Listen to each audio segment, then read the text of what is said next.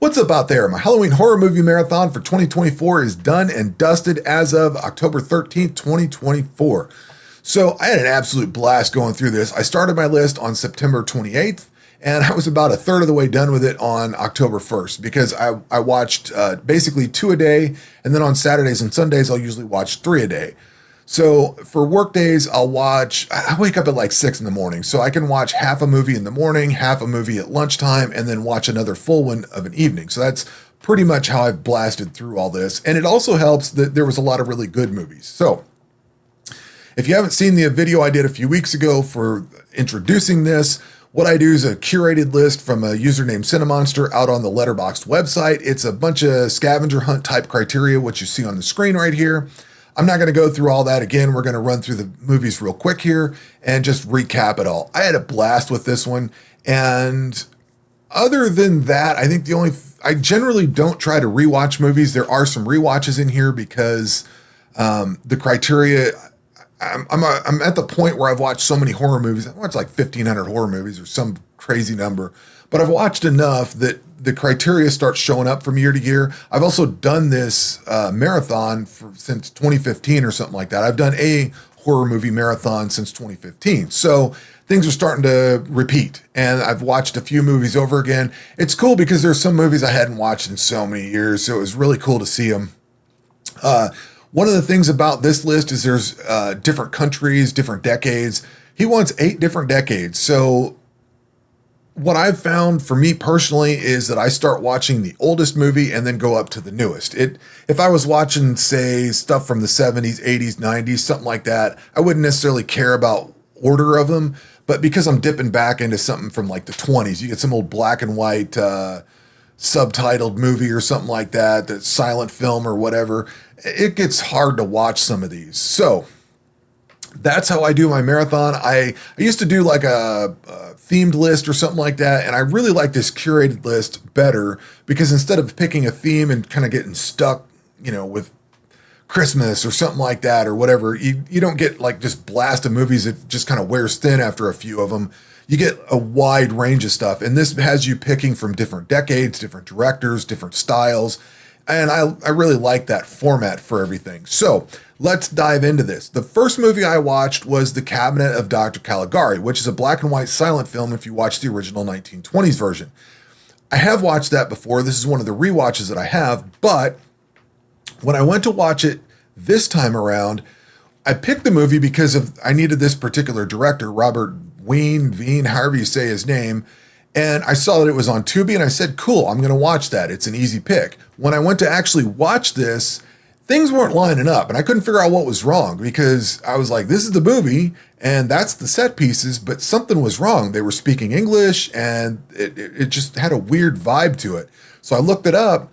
Come to find out, this was actually remade in the year 2005. So even though this is a newer version of that film, I still included it as the original. I didn't bother to go rent the original. Like I said, I had already watched this, so I didn't want to rewatch it again necessarily. But I ended up sticking with this particular version because it was kind of interesting. So what they did is they took modern actors with regular English vocals for, the modern age, and they green screened them actually over the top of some of the scenery from the original film. So this was basically the original film, kind of like Psycho had that remake, that shot-for-shot remake 20 or 30 years ago now. Same thing with this. It was a shot-for-shot remake with modern actors and just regular English that you could understand. It wasn't all silent, and then you'd get that title card thing where they had whatever they were speaking and stuff like that. So it was a little more easy to follow. Definitely wasn't the classic movie from the 20s, but it was because it was remade using the scenes from the original one with people green screened onto it. And that's the reason why I kept it. Just because of what it was and the way it was presented. I would have normally just rewatched the original one, but because this was not because it was a remake necessarily, but because it was a remake green screened onto the original, basically keeping the original version intact and retelling it, but just in a modern way. It was interesting to watch. Let's just say that. It was a different way of seeing the story unfold. It was a lot more legible, a lot easier to understand because they had voiced everything. It wasn't all the silent stuff and then a few conversation cards here and there. It was voiced throughout, but it was definitely not nearly as good as the original. The next movie I watched was Dr. Terror's House of Horrors, and this one was because I needed a Donald Sutherland film. When I went into this, I was kind of worried that he would not be in it. He was listed as a cast member, but I figured he would be some small bit part out in the background, but he was actually one of the main characters. It was like a bunch of people riding on a train or something like that, and they had all these different stories. It was cool. I ended up digging this, and he had a really big, I don't want to say big role, but he wasn't some little bit part that showed up for 30 seconds like I was kind of worried about. Next one I watched was Torso. This was okay. It was kind of a really early slasher film from Italy. Not great. I think it was not too bad, but it was a little bit long. Like they could have cut a bunch of stuff out. I rewatched the Texas Chainsaw Massacre. I'm running out of Tobe Hooper films. I think there's only one, which is the Jinn movie or whatever. I've heard it's terrible. I'll get around to watching it at some point, but otherwise I've watched all of his films. So if I'm not rewatching Texas Chainsaw Massacre, I'm going to be rewatching The Funhouse or maybe the Mars movie that he's got. I don't know. There's like 2 or 3 that I would rotate every year now, and this basically starts that rotation because you have to have a Hooper film every year for the particular list that I'm following, and this was the one that I picked for this year. I actually watched The Funhouse before the marathon and then watched the Texas Chainsaw during the marathon. Next up was The Car. This was a film I'd bought a few years ago, and I was just trying to find a marathon to slip it into. This was an extra film. I didn't need to fit any criteria, but I needed to have 31, so I put this film in there. This was really good. I don't remember what car they used for a base, but they took like an old Bonneville or LTD or something like that from like the 70s, and they doctored it all up to make it look like this evil car. This was a really good movie. It was a lot of fun. The car had for being an inanimate object, it had a lot of personality. Like it had a particular horn honk that it did. The engine sounded a particular way. It had a look. They actually made this its own monster in a lot of ways. Very cool movie. I had a lot of fun watching that. I figured it was either going to be a really bad, boring movie or it was going to be something special. And it was actually something special. I thought it was really good. Prophecy from 1979. This was the next one I watched. This was another extra film. I bought like a pack of monster movies and this was with it. The name on this, I think, was a little off. I don't think it should have been called Prophecy. It should have been called something else because I didn't really get what the prophecy part was supposed to be. This actually started a run of toxically mutated things that, I don't know, half or a third of the movies that I watched were all like toxic mutations. And this was this was the first one that I watched. It's all like this mutated bear running around killing people and stuff. And, there's a big toxic sludge dump or something like that in there. I thought it was a blast. This was a fun movie. It's not great. It's not spectacular, but it was at least a fun movie. Kind of like Jaws, but with mutated bears or something like that. Next up was Silent Rage from 1982. This one, I needed a filmed in Texas movie for the criteria, or one of these is filmed in Texas. This one actually had Chuck Norris chasing down a serial killer that was like mutated through some kind of weird genetic stuff or something. It was just as bad as you would expect, but it was fun. It was, when I saw Chuck Norris in a horror movie chasing a serial killer, I was like, all right, I got to watch this. It was every bit what you would expect from that combination. I'm not going to go through all of them, but I did watch, I think last year I bought a pack of Children of the Corn movies. They had 2 through 7 or something like that. And then I ended up buying the original Children of the Corn. I love the original Children of the Corn. I think it's a good movie. I actually forgot Linda Hamilton was in that, but I ended up watching the whole series. We needed to have a series with 4 or more entries. And because I had that pack and I had never watched any of the sequels, I thought, perfect to put it in here. So I tossed that in. Always a good time to revisit the original Children of the Corn. I have never watched a trauma film. I've tried watching The Toxic Avenger a few times over the years, and I could just never get through it. That was really stupid. So I ended up putting The Toxic Avenger in this year's marathon, and I watched it, and I loved it. Tubi, and I'll also point out, I watched a ton of movies on Tubi this year. I like the way they have ads, but when they insert the ads like at a natural scene cut when things are switching over. There's other free services that just jam an ad in mid-conversation, and then you forget what was going on because now you're watching 2 minutes of ads and you come back and you're like, okay, they just finished the word that they were saying and now the movie moves on. But I ended up watching The Toxic Avenger, and Tubi actually has the other three of them, so I'm going to watch those to keep going with this marathon, or not the marathon, but I'm going to keep going with this month of horror movies, and I'm going to watch the sequels to that at some point. I enjoyed it. I don't know why I never connected with this in the first times I've tried watching it, but for some reason I connected with it this time. I really enjoyed it, which is good because I had another trauma movie coming up. But here's number 2 toxic mutation thing. Following that, I needed a New World Pictures movie, which was CHUD. This is from 1984. And there's a few of these movies from 1984. I needed one from 1984, and I did not double up. I could have doubled up on these, but I wanted to watch all 3 of these movies, Children of the Corn, Toxic Avenger, and CHUD. So I ended up just picking, this was the series, the Toxic Avenger was from 1984, and then CHUD was New World Pictures. I've kind of been wanting to see CHUD anyway, so it was good to pick that one for the criteria and just put it in. It just happened to also be 1984. This was fun. I really enjoyed this one. Another toxic mutation movie. So there's number 3, I think. Then we have the second trauma film that I watched, which is Class of Nukem High. Also another toxic nuclear mutation kind of movie. I really enjoyed this. This was kind of a fun movie. The trauma movies, I just expected to be horrible B movies that were boring. They're actually kind of fun. So now that I've seen 2 of them, I'm kind of looking forward to seeing not necessarily every trauma film, but more of what they've got. Like I said, at least the Toxic Avenger movies, maybe a couple others somewhere in there. Next one I watched was Return to Horror High. I had no expectations in this. It just was a New World Pictures movie. And when you start watching this, it's kind of a really bad B movie, but then it goes into this really awesome story with a lot of twists and turns. Like they're filming a movie at a high school that had some big serial killer event happen a few years prior. So there's flashbacks, there's movie scenes, like it transitions between dreams and flashbacks and scenes of the movie, and you never really know what you're watching. Is it real? Is it a scene from the movie? Is it somebody's flashback? Is it somebody sleeping and they just had a dream? Like it bounces all the way through there. I thought this was a really cool movie. This was one of the highlights of this marathon. I really enjoyed this one, and I do want to watch this again sometime because it was a little confusing.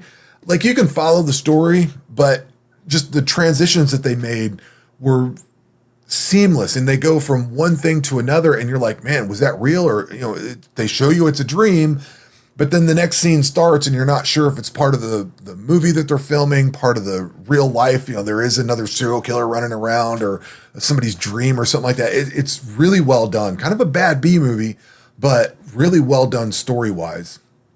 Next up was Slugs. This is another New World Pictures movie. This is another toxic mutation movie. It was pretty much what you'd expect from a movie called Slugs. Let's just say that. The Church was a Michael Silvi film.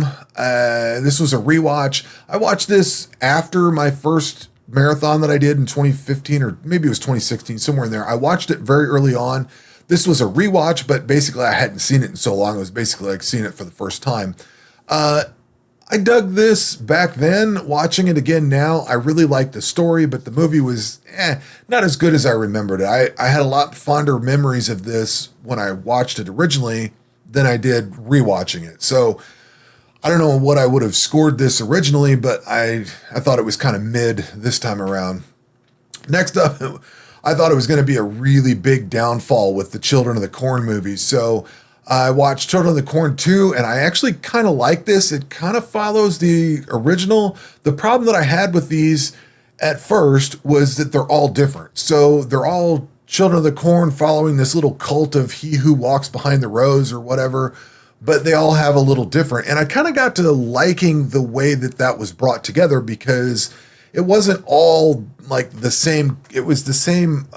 They were still worshiping the same thing, the same deity or whatever, but it was different cults, different styles of cults. So every entry you got into the franchise was telling it from a different standpoint. And it actually kind of worked. I kind of liked it. So part 2 was okay. I kind of dug part 3. This actually moved into a bigger city, and started forming a cult in that city, like, growing corn in some old abandoned building or something like that. Very interesting to see how this series progressed. Then I cut this down the middle with Day of the Beast. I liked Day of the Beast. This is a wild movie and it is hard to describe. Oh, I should back up. I think part 2 of Children of the Corn was actually using like spoiled corn or something like that. So it kind of got into that toxic mutation idea that was kind of flowing through here. Anyway, Day of the Beast ruled. I love this. This is a wild movie. This is crazy. It's got a lot of weird ideas, but it was fun. Children of the Corn 4, I don't necessarily remember a lot of. It was okay. 5 was okay. 666 with Isaac's Return was kind of interesting how they brought the main guy that you thought died in the original back. I was really getting into some fatigue at this point. You can see I gave 2.5 stars to the part 5. It was a slog to get through. I thought 6 was going to suck, but it wasn't bad. The final one with this Revelation was okay. It wasn't great. It wasn't bad. It was definitely a good one to end up because I was like, I'm done. I was kind of not interested in watching these. But as I watched all of these, I ended up, the movie Dark Harvest came up for sale on Vudu or Fandango, whatever it is now. And I ended up buying that. So one of the movies that I'm going to watch going forward is Dark Harvest. I thought, you know what, that'd probably be a good companion piece. It's something about some serial killer in like corn area or whatever. I don't know. Looks interesting. I don't watch trailers. I try not to watch trailers because they spoil things. And I try not to know too much about movies. But Dark Harvest looked cool. So I picked it up. I'm going to watch that and see how that fits with all this other stuff. I didn't want to cut my marathon up and watch it there. So I'll watch that here coming up soon. I needed 2 films filmed in India. So the next 2 are that. The first one is Boot. This is actually an Indian film. So if you went to Bollywood, this is from that place. And this was interesting. So this was about like The Grudge or something like that. It was like a ghost.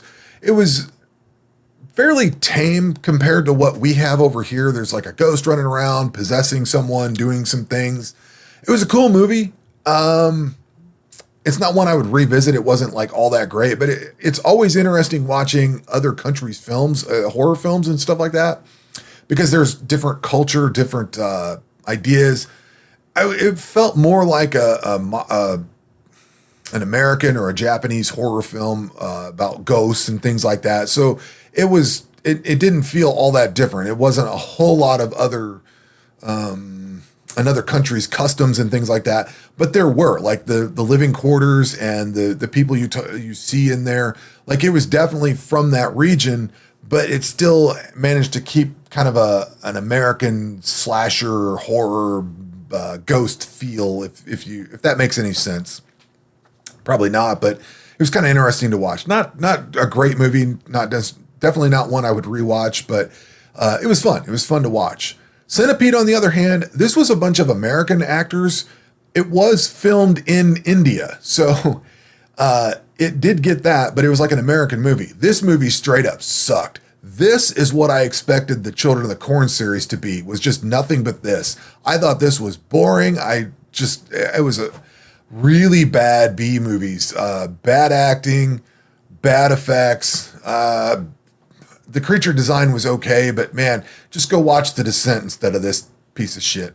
This was bad. Next up I needed a Wes Craven movie, and I watched Curse. Now this one didn't have great reviews, so I didn't have much hope for it. I loved this. This was a great movie. I really dug this one. I had a lot of fun with it. It was just a good movie all the way around. I had a blast watching it, and I just enjoyed it. Great cast, really cool story, a lot of twists and turns to it. I liked it. Maybe other people don't, but I really dug that one. Next up, I needed a film with 2 different cuts, and I was looking up movies with like director's cuts and stuff like that, and I didn't realize I'd already owned the Midnight Meat Train. I had it on Blu-ray, so I watched this. I always love this movie. I love rewatching it. And the director's cut, they basically just add some CGI blood. It's nothing exciting, but I always enjoy rewatching this. Next up was The Theater Bazaar. This is like what do you call that? It's a bunch of little stories in there with like a wraparound. This was cool. I dug the first 2 or 3 stories. Then it started getting a little bit gross, and I would never watch this again. It was just kind of okay. There was some things there's certain body horror that I don't vibe with, and they did that in here like a lot. And it wasn't just like one scene. The eye stuff doesn't work for me. And there was one segment that was nothing but that. So yeah, I'm not going to rewatch this. It was cool. It had Yudo Kira in it. And I always like seeing him in films. And the wraparound was interesting enough. And then the little segments were kind of cool. There were some really cool segments, and it was interesting. Let's just say that. It was very interesting. Next up, I needed a movie that was caused by or worsened by weather, and this was actually both. There are times that I pick a movie and I have to rely on the explanation, the little description of it, because I don't watch trailers. I rely on the description to accurately categorize the movie. So if I need something like this one was weather related or whatever. When I picked this is a movie called Nailbiter. When I picked this, I thought it's hit or miss, you know. In marathons past, I've picked movies that didn't fit the criteria, and then I watch it and I'm like, well, that sucks. I'm not going to pick something else. But this one nailed it right off the bat. At the very start of it, it's a black screen, and all you hear is that buzz of the National Weather Service alarm that there's a tornado or something coming, and then they pulse it and all that. Like, it was absolutely perfectly fit all of the criteria. It was a movie that was caused by weather as well as worsened by weather. It is a bad B movie, unfortunately. It was really cool. I loved the story of this. I loved the idea that it had. It was very cool. It just needed a better budget. That was the only downside to it. You felt the budget when you watched it, unfortunately. But this was like to a T what I needed for this marathon. So I'll never watch it again, probably, but it was very cool. It was very cool to see that it fit all the criteria that I needed. Next up was another comedy movie called Werewolves Within. This was okay. I liked the cast. I liked the story. It was kind of a letdown in some regards. It was enjoyable. It was an enjoyable letdown. I don't know. I don't know what I can say that it would make it better, but there was just something about it that it was kind of mid, kind of mediocre. I was really pulling for it to be much better than it was, but it kind of was what it was. It is what it is, I guess. It was an okay movie. Next up was Third Saturday in October. This one sounded awesome. It's something about a slasher movie and all that. This movie sucked. It had a really cool 70s vibe and a 70s style to it with film grain. Like, all the old cars were there, the old telephones. It looked like they spent some time and effort making it an actual period piece. And maybe that's what they spent all their budget on, because the kills were terrible and few and far between. The cast was kind of annoying, or the characters were kind of annoying. The effects were bad. Like, it was just kind of a garbage movie, and it went on for it was like an hour and 45 minutes or something like that. I had my phone out the whole time. I was like, this is boring. It was interesting to watch, but it just sucked. There are no parts 2, 3, and 4, but they did make what they call part 5. So it's like tongue-in-cheek sequel or something like that. So I did watch Third Saturday in October part 5.